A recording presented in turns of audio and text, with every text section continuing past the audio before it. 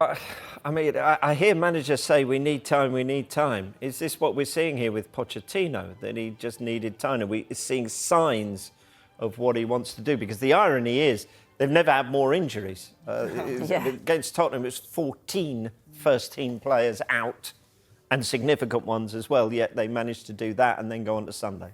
Yeah, I think we've been sort of speaking about this all season, and in the fact that we've been saying that there are positive signs from Chelsea in how they're playing, and they are showing that they are getting better. However, one thing we speak about week after week with Chelsea is their inability to score and needing a striker and someone prolific. And I think maybe we've been a little bit harsh on Nicholas Jackson at times because he's missed so many opportunities, but his actual return in his first season in the Premier League's been better than Didier Drogba. And you go, but he probably should have had maybe 5 to 10 more goals because of the chances that have been created for him. And I think that's just how harsh criticism can be of certain players. But on a whole, I think he's done a really good job.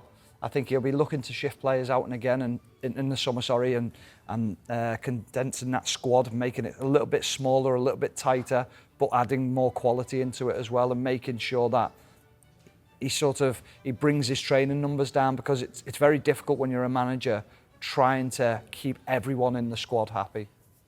Well, Pochettino said after that Arsenal defeat, which was a miserable moment, I would think, for them, that when they're good, they're really, really good, and vice versa. When they're bad, they're kind of really, really bad. What do you put that down to? Is that simply the fact that they're all, the majority of them, Thiago Silva apart, very, very young? I think so, yeah. And they're getting used to playing in a new team, in a new league, some of them. And we've just said about Chelsea, it's about getting that consistency. And you need patience as a manager when you've got such a new group of players, such a young group of players with lots of potential. And it's trying to build those connections. And then when you're trying to do that, you're then getting injuries to lots of different players. So you're not able to keep a consistent back four or, a consistent front line. So that's been difficult, but he's just been working. You can see that he's been developing these players, and this potential is starting now to show. This could be a very good team, especially to watch, because it's 4 consecutive home games that they've won now, which I think that's important to do that, isn't it? So it was just a time factor, it was just a patience factor, but the fact that they went and beat Tottenham without 14 players, I think that just shows, doesn't it, the development of this team. And I'm actually really enjoying watching them play at the moment. I think he's got a big decision to make in the summer with one player, and he's cost a lot of money, Enzo Fernandez. I think Chelsea are better without him.